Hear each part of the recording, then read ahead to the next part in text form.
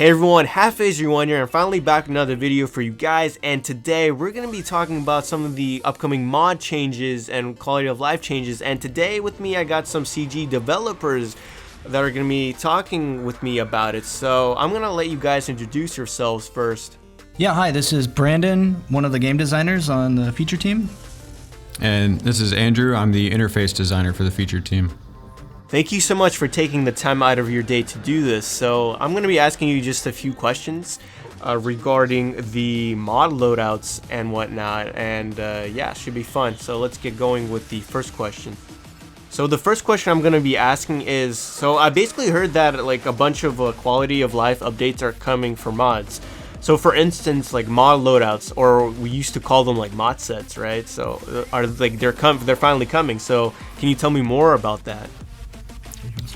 Sure, yeah. So with the mod loadouts, essentially, you know, what we wanted to do, we were seeing a lot of people ask for a way that you can save a particular, we're calling them loadouts because it gets kind of confusing to call them sets because you get set bonuses from sets of mods. We didn't want to muddy the water there.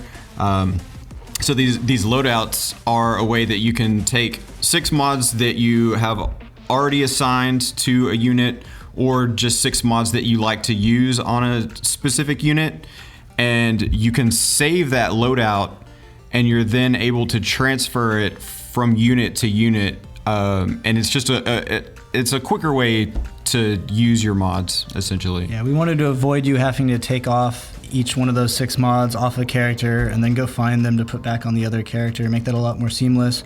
You'll still have the removal fee when you remove a mod. You know, they charge you some credits, but it is a lot quicker and a lot more accessible. That's awesome news to hear, because I was actually one of the biggest advocates for this. I actually even mentioned that in like the previous interview that I did with Carrie and Top Hat, so that's good news. Yeah, I mean, we think that people are going to be really happy with where we ended up with it. A lot of consideration went into it, like, you know, what does it look like if you want to move mods to a unit and they're already assigned to another unit? You know, how do you find like the mods loadout specifically that you're looking for? What does the kind of the inventory for all of your loadouts look like? Customization as far as being able to name loadouts and organize them within folders and things of that nature. So we really tried to make it just as frictionless and user-friendly as we could. The end result is something similar to what we have in your squad, save squads that you can select from pre-combat. So that similar tab structure, and you can name, you know, your tabs, or you could even name the loadouts themselves. So you could say, okay, this is my speed and crit chance set, and then you can swap it into other characters pretty quickly. Yeah, another thing that we wanted to do with the mod loadouts was give players, after some beta feedback that we got, where they really wanted to be able to save a loadout from an existing character. Say you've already got the perfect 6 mods on your Hermit Yoda, and you don't want to go and hand select those 6 mods to create a loadout. There's going to be a shortcut, so you can press create a loadout from a character that you have selected, and it'll clone that loadout. Then you can edit it, you can rename it from there, but it could save you a lot of time. I think it was a good thing that the beta community gave us feedback on. So my second question is, some players have been asking the question of why call them mod loadouts when you've been calling them mod sets in the forums?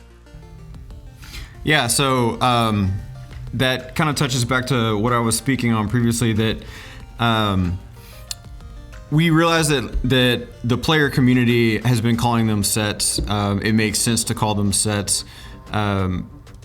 We also have like the set bonuses that you get from either sets of either 2 or 4 specific set types of mods.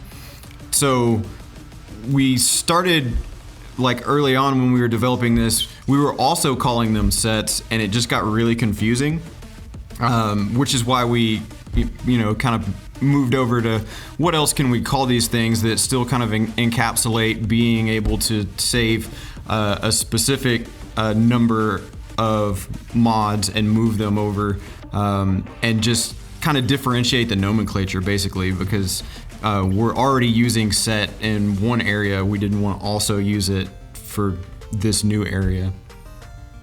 So my third question is, you guys mentioned adding an additional filter for mods that are currently assigned.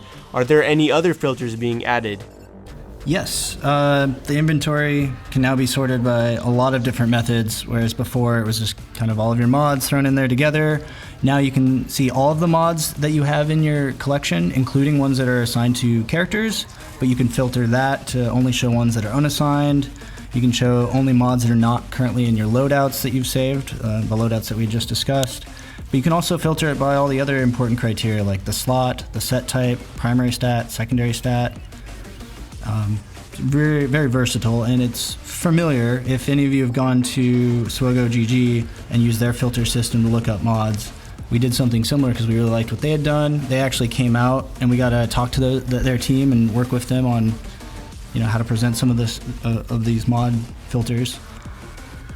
Yeah, and I think it's also worth mentioning that so this filter, while its primary use is in your mod inventory for when you're equipping, you can also use all of the same filter criteria for selling mods now, which makes it a lot easier to kind of like filter and cherry pick specific mods, whether it be slot or set or type or whatever that you want to get rid of.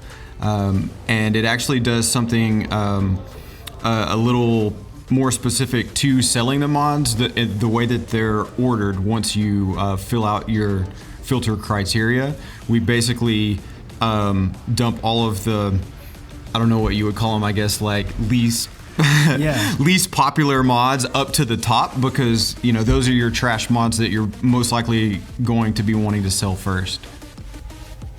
Yeah, in addition to the filters, we had done some betas and user tests internally and externally. One of the big requests was having the ability to sort your filtered criteria. So maybe you want to see the lowest speed or the highest speed, or you can do top. Maybe you want to know which stats you're looking for, accuracy or crit avoidance. You can sort by those as well. Do you guys think this feature will actually replace .gg? We don't. That's not our goal, and we don't think it will. Some players will still want to go there for very niche things, like they have suggestions on which mods to use in raids versus, in PvP.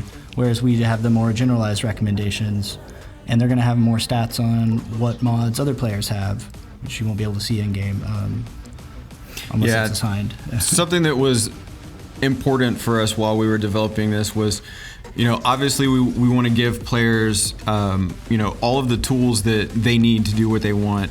And there's a lot of information in mods and a lot of stuff that we wanted to surface, but we also didn't want it to go as far as it just turning into like a spreadsheet game. Yeah. Right. We wanted to give better tools in-game so you don't have to go to swgoh GG to be successful with mods. So my fourth and final question is, in my last interview that I did with Carrie and Top Hat, they mentioned that they wanted to equalize mod stats and not having speed being the top stat everyone is looking for.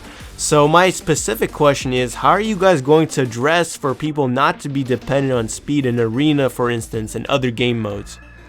Yeah, there's two main angles of attack on having creating a solution to making all stats matter more. The ones that weren't as good as speed, and that is to rebalance the set bonuses themselves. So we're going out of our way to leave speed set bonus alone, but then the other weaker ones like tenacity and things like that, or health bonus or defense bonuses could come up, so they're a little bit more in parity. We still think that speed as a stat, both in the set bonus and as a secondary stat, will be really important, if not the most important, but now hopefully they're all more in the same range, so they're more viable and you care more often about your other secondary stats. And that change is even more pronounced in the Rarity 6 mods, because the stats are actually higher for some of the non-speed stats on Rarity 6 mods compared to what they were in 1 through 5. Well, alright, thank you very much for coming on with me today, that I can interview you. It was a pleasure talking to you both. Yeah, thank you. Thank you for having us. And for those that stuck till the very end of this interview, thank you very much for watching. I hope you guys enjoyed it. let me know in the comments down below what you guys think of this interview, any comments, stuff like that. Be sure to subscribe if you are new to the channel. I post a lot of strategy guides and stuff like that, so make sure to do that, and yeah, make sure to also join my Discord server and check out my other links supporting my page. So yeah, I'll catch you guys in the next video. Peace.